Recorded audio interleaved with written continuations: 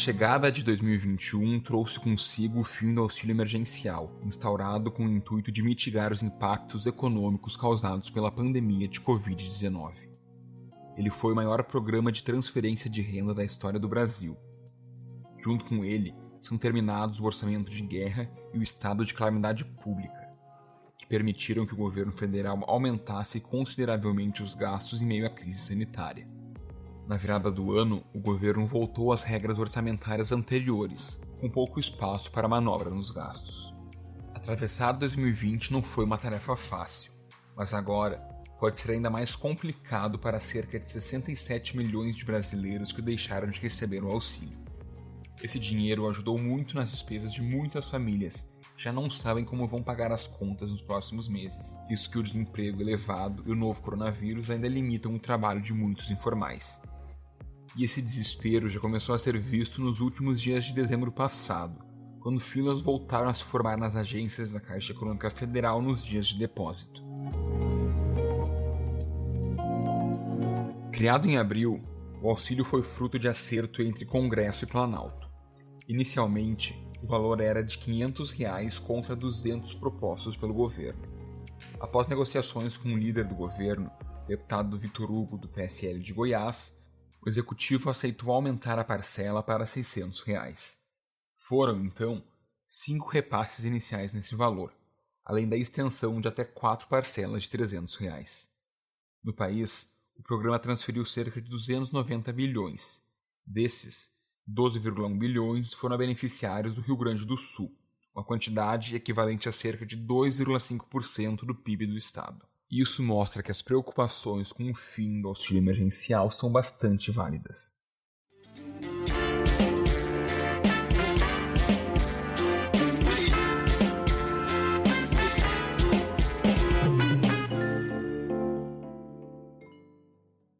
Originalmente, o auxílio emergencial foi programado para durar apenas 3 meses, de abril a junho de 2020. Mas o prolongamento e o agravamento da pandemia levou o governo a prorrogar o benefício até agosto. Em setembro, frente à nova pressão para estender o programa, o executivo concordou em manter o auxílio até o fim de 2020, mas em valor reduzido. O desafio da equipe econômica para decidir nos últimos meses sobre a continuidade do programa era encontrar uma fonte de financiamento que coubesse dentro da regra do teto, que proíbe que as despesas cresçam em ritmo superior à inflação. Tarefa complexa para um orçamento engessado em um momento em que a saúde das contas públicas é uma das piores dos últimos anos, assim como a dívida do país, que pode chegar a 90% do PIB. E é por isso que no primeiro Direto ao Ponto de 2021, nós discutimos os impactos do fim desse programa. Nosso convidado é o economista Daniel Coronel, professor do Departamento de Economia e Relações Internacionais da Universidade Federal de Santa Maria. Professor, bem-vindo. Boa tarde, quero cumprimentar os ouvintes e dizer que estou à disposição para os esclarecimentos que se fizerem necessários sobre as perspectivas e desafios da economia brasileira em 2021. Professor, para a gente começar, qual o senhor acredita que tenha sido o maior legado do auxílio emergencial quando a gente fala em programas de transferência de renda e economia para o Brasil? Eu acho que o principal legado do auxílio emergencial nesse período, duas questões que eu acho que eu considero importantes. A primeira questão, a importância das políticas de cunho intervencionista na economia. Ou seja, essa ideia que muito se apregou que o Estado deve deixar o mercado algo se regular, que o mercado deve deixar automaticamente a busca dos agentes econômicos buscarem o equilíbrio, essa ideia é um pouco falaciosa. Ou seja, todas as principais nações do mundo, nações que têm governos conservadores, por exemplo, os Estados Unidos, o Trump, a Alemanha com a Angela Merkel, ou seja, esses governos investiram em políticas desenvolvimentistas, ou seja, políticas que freassem os impactos da crise através de uma maior intervenção do Estado na economia. Um dado que eu acho, para corroborar isso aí, que eu acho extremamente significativo, Os países do G20 injetaram na economia, nesse período de pandemia, entre estímulos fiscais e monetários, praticamente 22 trilhões de dólares. Ou seja, vejam a importância do Estado intervencionista no sentido de proteger, de blindar a atividade econômica. Isso eu acho importante, nós temos sempre destacar. Ou seja, um Estado intervencionista, promotor de desenvolvimento, não é um Estado altamente centralizador, um Estado que bloqueie a iniciativa privada, o empreendedorismo, mas sim que faça com a melhor alocação, com eficiência e eficácia dos gastos públicos. Uma outra questão que eu acho importante que a gente tenha sempre em mente com essa crise, com essa questão toda, a importância da educação como mola propulsora do desenvolvimento econômico. Tem uma frase do Monteiro Lobato que eu sempre gosto de citar: um país que é feito com homens ricos. Ou seja, o Brasil, se quer realmente ter um projeto estratégico de desenvolvimento, sem apego a dividendos eleitorais, bem como ao exercício do patrimonialismo e do clientelismo, deve investir maciçamente em educação. A educação é a mola propulsora da economia. Como é que você faz isso aí? Investimentos principalmente no ensino fundamental, por meio de uma escola coerente e digna, onde a criança entre de manhã e fique até o final do dia, como já ocorre nos países desenvolvidos, os quais fizeram o seu catch-up, ou seja, conseguiram montar estratégias para ter taxa de crescimento econômico sustentável do ponto de vista fiscal e ambiental. Quando o senhor fala em intervencionismo na economia brasileira e também na sociedade, a primeira coisa que me vem à cabeça é a proteção social.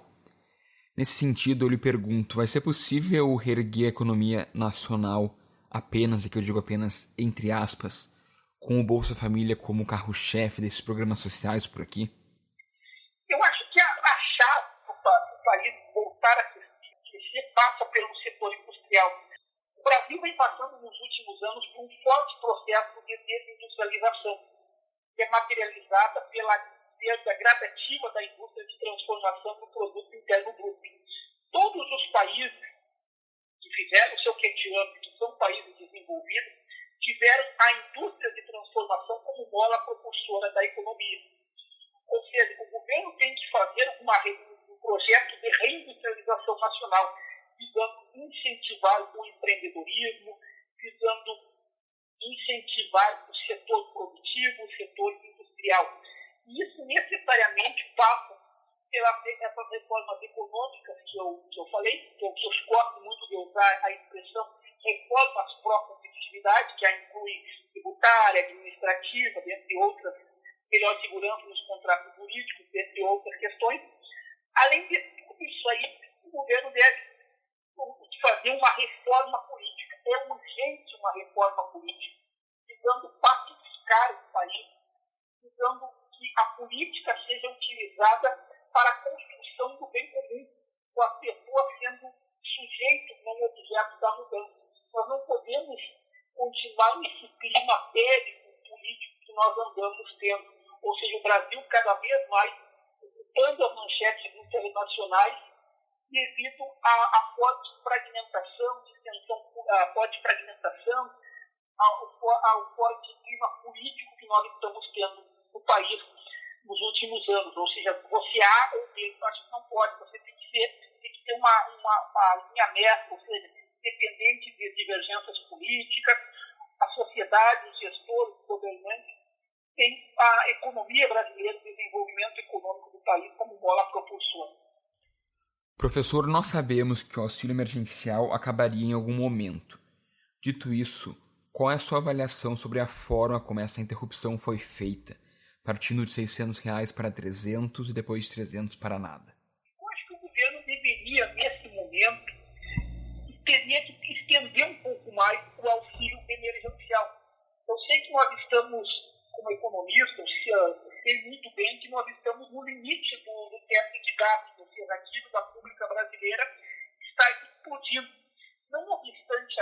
nós não podemos perder de vista que nós vamos ter um aumento do desemprego e das taxas de pobreza em vigência nos próximos meses. O que o governo deveria fazer, talvez diminuir mais um pouco, equacionado várias reformas pró-competitividade, como eu falei. Ou seja, o país cortou o auxílio emergencial e não sinalizou aos nossos governantes que precisam ser feitas reformas. Reformas que são condições sine qua non para o crescimento econômico, para uma melhor distribuição de renda. E a partir desse cenário de fim do auxílio emergencial, que projeções nós podemos fazer para 2021? O auxílio emergencial foi fundamental para evitar que a economia brasileira entrasse num processo de recessão. Muito provavelmente, agora, com o fim desse auxílio emergencial a partir do mês de janeiro, a não ser que o governo faça reformas pró-competitividade, reforma política, melhor segurança nos contratos jurídicos, reforma tributária, reforma administrativa, nós teremos um aumento do desemprego. E uma questão que muito preocupa neste momento é a questão do processo de desindustrialização que a economia brasileira vem passando ao longo dos anos, entendido como uma perda gradativa da participação da indústria de transformação do produto interno bruto. Então, nesse contexto, se nós não tivermos curto intervalo de tempo importantes reformas administrativas, bem como aumento do investimento em infraestrutura, logística, ciência e tecnologia, nós teremos um quadro não muito favorável de 2021. Eu quero falar também sobre os impactos nas contas do governo, porque isso deve aliviar os cofres públicos federais, mas ao mesmo tempo Brasília vai ter um grande problema que é o fim do orçamento de guerra e também do estado de calamidade pública. Que conjuntura a gente pode estimar com esse cenário? Vai ser possível atingir, por exemplo, as metas fiscais do orçamento de 2021, que prevêem aí um rombo de quase 250 bilhões de reais no ano?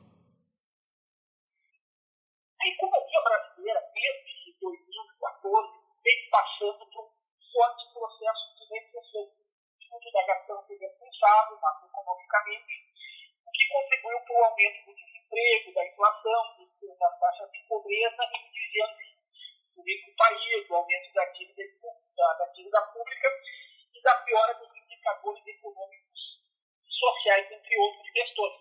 Embora alguns indicadores tenham melhorado um pouco em 2018 e 2019. Não obstante isso, foi aprovada em 2016 a emenda constitucional número 95, também conhecida como a emenda constitucional de teto dos gastos públicos. Então, limita os gastos da União pelos próximos 20 anos.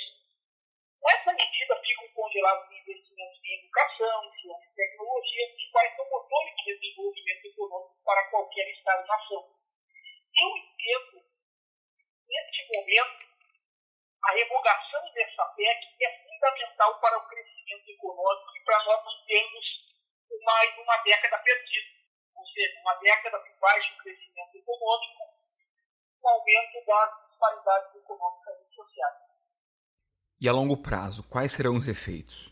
Eu acho que o ano de 2020 ficou marcado na história não apenas pelos efeitos deletérios da Covid nas mais variadas áreas, mas também, por mais do que nunca, a sociedade valorizar a educação e a inovação tecnológica como motores de desenvolvimento econômico e social. Ou seja, países que ao longo da história investiram massivamente nessas duas variáveis são os primeiros a terem a vacinação, bem como plano de logística coerente. O que eu quero dizer com isso aí?